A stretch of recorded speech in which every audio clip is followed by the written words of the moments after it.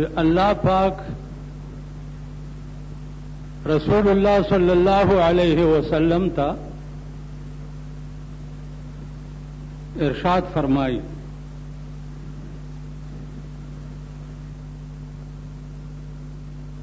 اور ټول امت ته خطاب کوي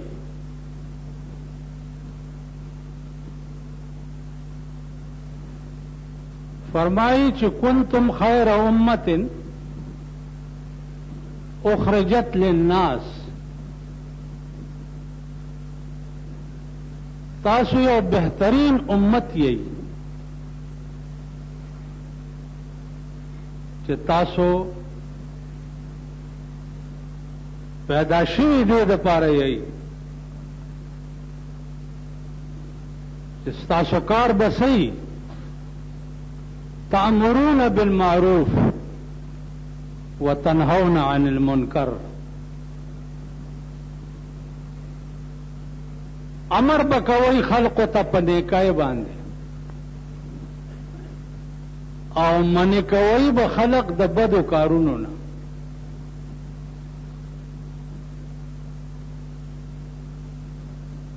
د ټول امت محمدی صلی الله علیه وسلم پیشا او کار چې دی هغه بدایي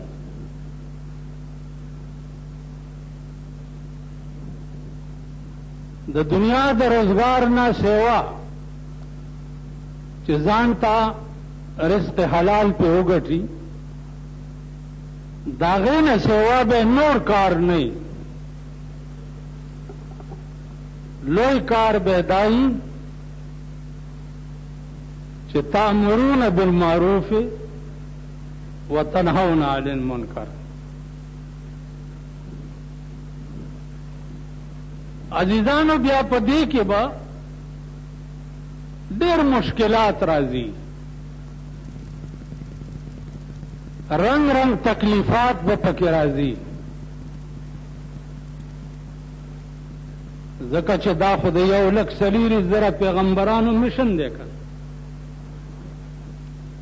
نو د آدم علیہ السلام نوالا تر رسول الله صلی الله علیه وسلم پورې هر یو پیغمبر ته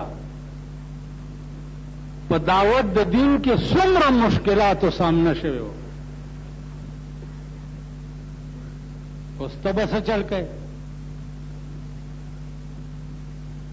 ته به دا کې چې دعوت ورکی چاته او هغه درته کنځلې وکړي نو ته به د هغه کنځلو په بدل کې ورته دعا کوې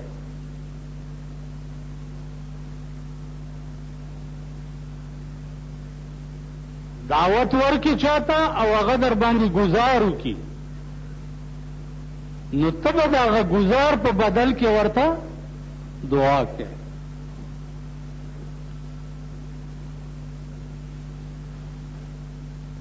ستا مشن بدائی ځکه چې پیغمبري مشن دغه ون او ردی به کنځلې او بدل کې به کوله دعا اوس تاسو وایئ په ایمان چې مونږ به داسې وکړو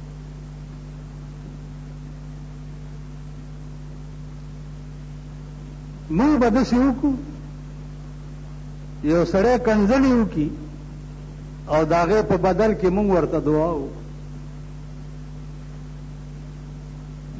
نو چې د کنځلو بدل کې د دعا ونه کړه نو بیا ته امتی محمدی کې نه یې هسې یو کدوی ګرځه را ګرځه خیال امرا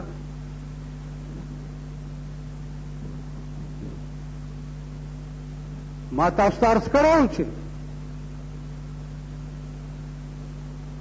تبلیغی مشن باندې رسول الله صلی الله علیه وسلم طائف ته تللی د طائف خلکو ماشومانو ته ویلي چې ولیا پکانو دا لیونی دی ای چې په کاڼو وویشتو دا پڼې مبارکې د وینو ډکې شو. جبرائیل راغی چې دا طائف په بله واړم، نو د لاس اوچت کو، یا الله اهل طائف په ما د کاڼو باران وکړو، خدای د دې بدل کې ته په د رحمت باران وکړه. اسې تاسو ټول بزرګان ناست یئ، د خپل ګریوان کې وګورئ او زه یم ګورم، مونږ به داسې وکړو.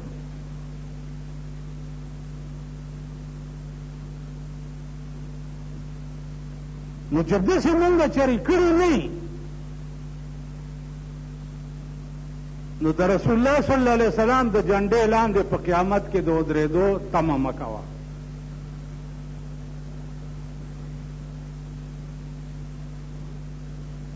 دا مونږ ملیان چې په ایمان درته یم چې تاسو دوکه کې ساتو، دوکه کې ساتو. مونږ وایو چې که د ټیپرو پاڼې دې پخ کړې وي او جومات ته دې راوړې جنت، که غوښه دې راوړه جنت الفردوس،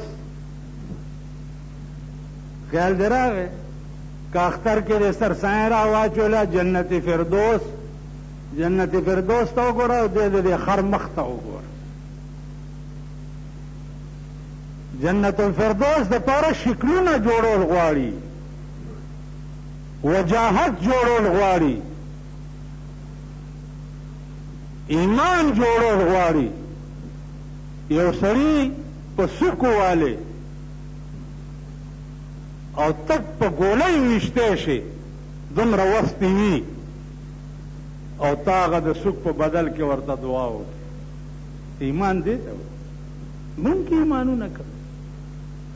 لکه زمونږ دا ایمان دی، اوس الیکشن را روان دی صاحب، هر یو به وایي چې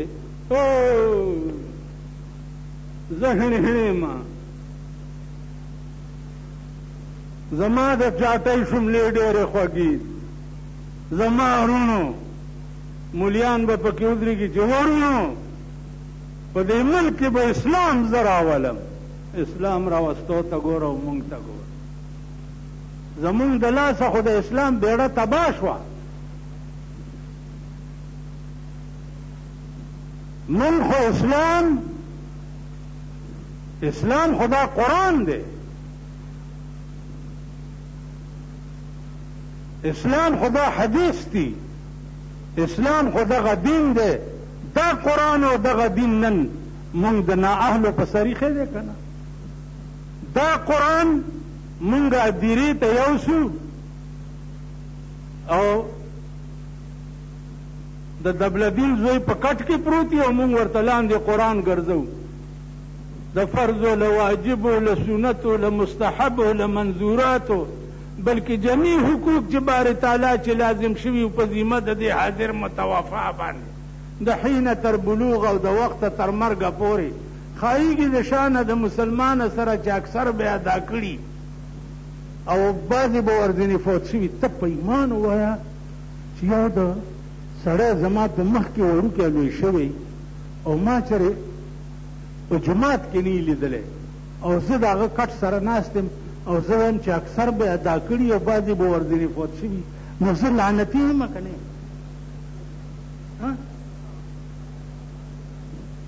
چې کوم مړی په کټ کې تاسو دا د کلو خلک ټول واورئ چې دا په کټ کې پروت دی، دی د خانه خراب بچي په ټولې زندګۍ کې خدای ته سجده نه لګاګولې او د هغه کلي امام ووایي چې دا متوفا چې دی اکثر احکام به دا ادا کړي او بعضې به ورځنې فوت شوي، نو دا دروغ وایي که نه؟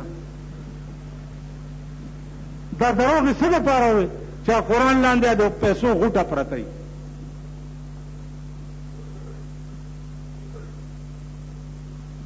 نو دا خدای به د دې مړي نه مخکې ما نیسي که نه به نیسي چې زه دروغ وایم؟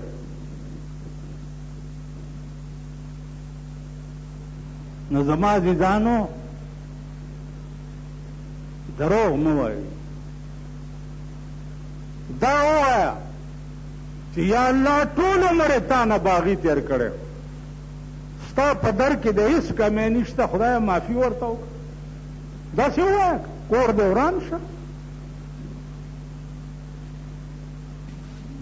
نو نن مونږه څه حال بیا په دې ملک کې جوړ په دې ملک کې د اسلام ټیکداران ګرځي لګیا دي صاحبه ګډ جوړونه کوي ماله به دومره سیټه راکې او ماله به دومره راکې او ماله به دومره راکې او دا د شاخه تاخه زامن به ګورئ بیا به په دې سړکونو دې خلکو له ګډي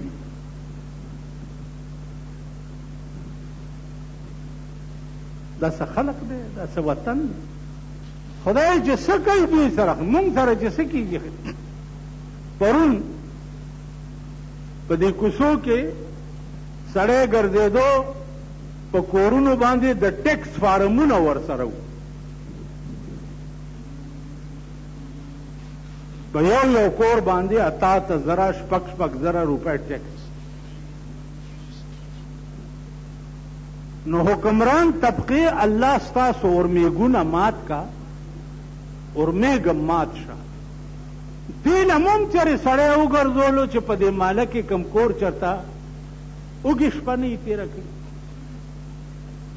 بچي چرته نهر نه دا سروې په ملک کې ونه شوه که په یو مالت کې یو کور اوږې شپه تېره کړه الله به په دا ټول مالک جهنم ته لیږي ټول مالک به په جهنم ته ځي ما خو تاسو ته دوه لکه ځل ویلي دي چې وروره په دې منځونو نه کېږي دا ټیټ پاس ورزش خو هر سړی کوي خو نن څه شی ده لاندې سنبی دې پاکه شي او مخلاص دې مو وینځې پاک شي او ټیټ پاس شي ورزش دې مو شي زمونږ مونځ څه شی دی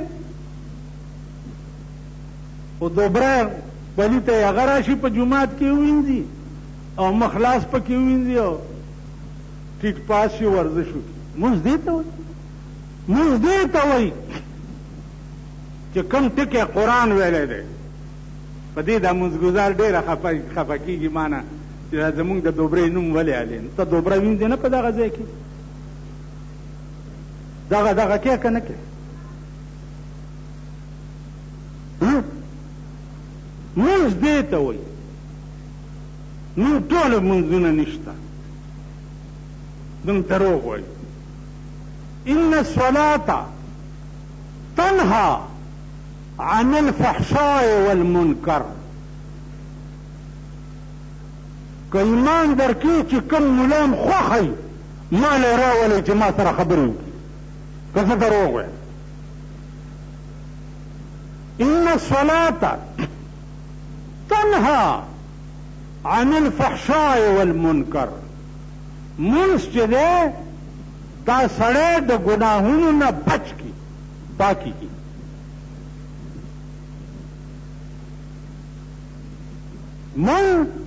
منځم کو پردی مالم خورو پردی حقم خورو دروغم وایو پردی کورونه ورانو دا زمونږ مونځ دی لباس دی حرام اغوستی دی دا مونځ دی د کور نظام دی ټول مردار دی دا مونځ دی یا دا روجه ده کلیر کټ د خدای حکم دی ان الصلاة تنهى عن الفحشاء والمنکر منځ د هرې ګناه نه سړی بچ کی اوس خفه نه شئ منځونه هم کوئ او ګیرې هم کلوئ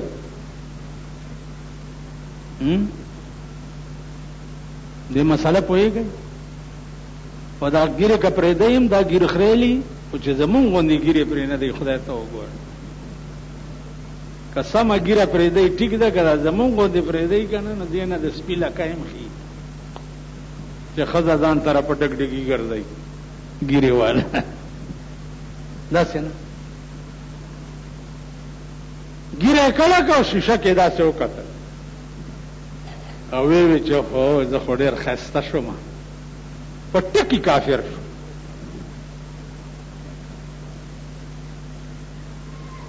ځکه چې ګیره کلول حرام دي او تا حرام ته حلال وي، نو حرام ته حلال ویلو باندې سړی کافر شي.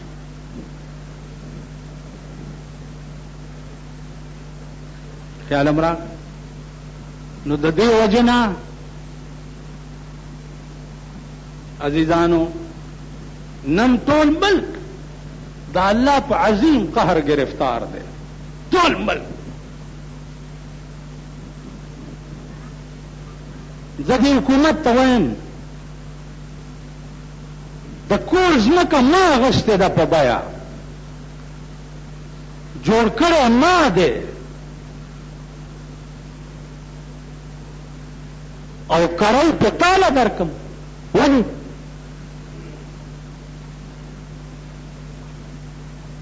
پراپرټي ټیکس، انکم ټیکس تاله درکم چې ته پې ښځې ګډې کې او ښځې پکې جازونو کې د نورو بادشاهانو شاغوت لبوځي.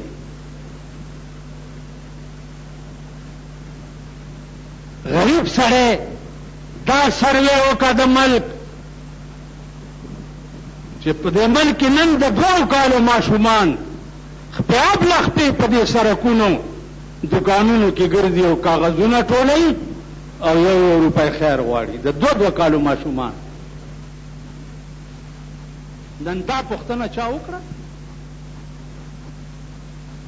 یعنی په دې ملک کې به په دې قهر سړی اختی د شاهانو هر شی مفت، بنگله مفت، نوکر مفت، بجلی مفت، ټلیفون مفت، سوی ګیس مفت، ښځې مفت، هر شی به دته مفت مفتی او غریب سړی به په یو کور کې مفت نه اوسېږي.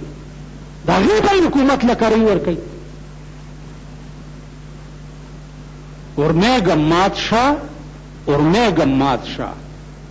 په دې علاقه کې دا سروې وکړئ چې یو کور چېرته اوږې شپه تېره نه کړي، یو سړی چېرته خپیابله ونه ګرځي.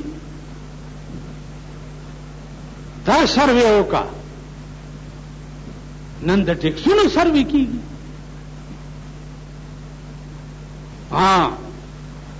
د شاهانو اخراجات ختم کا. ته وګوره چې دا ملک د اسمان غوندې چلیږي که نه چلیږي. نن په یو 17 ګریډ افسر باندې او 18 ګریډ افسر باندې 10 لک روپۍ د حکومت خرچ دی. 17 او 18 ګریډ باندې 20-22 خو لا پرېږده. 3 شفته طبګارتونه ولاړي او زه دې د بجلی بل دې لا ختم نه چې د سوی ګیس ورپسې راشي، د سوی ګیس لا ختم نه چې ورپسې د بمبې راشي، د بمبې لا ختم نه چې ورپسې د ټلیفون راشي. به ټوله میاشت دا د خدای په قهر به دا قوم اختی. په کار خدایو چې د شاهانو بیلونه د پیسو او د غریبانو مفت وي. داسې ده که نه ده؟ په کار دا و چې د غریبانو مفت وي. وګورئ ریکارډ دې جومات، هر یو جومات بمبه انګریزانو فری کړې وه. د انګریزانو زمانې نه والا 300 کاله وشو چې د جومات د بمبې فیس نشته. پاکستان شریف چې پکې راغی په جومات یې 8 زره او 10 زره بیلونه راوړي. نو په کار به و چې انګریز د جومات بمبه فری کړې وه، نو په کار دا و چې تا د جومات بجلی فری کړې وه. ده که نه ده؟ نو جومات بجلی فری کول خو یې لا څه کې جوماتونه ورانول یې شروع کړه. ولې؟ وایي دلته پارک جوړوي زنانو ته تکلیفي. ای پروردګار د پاکستان په زنانو د چرګو مرض راغله. ټوغکې پې راشه چې یوه پاتې نه شي. پاکستان زنانه دا یې رړی ګډې ومبر سره یې میخې دوی خو د ملک بیړه تباه کړه. جنانه نشي تېرېدی. فوټبال باندې که مزدور ناست دي پولیس یې پته پسه فوټبال دې بند کړی دی. ولې لکه جنانه نشي تېرېدی. دا زنانه دې په مور واچوم زنانه په فوټپاتونو سره ګرځي. دا ستا ملک شو، دا ستاسو وطن شو. اوس دغه ملک له به بیا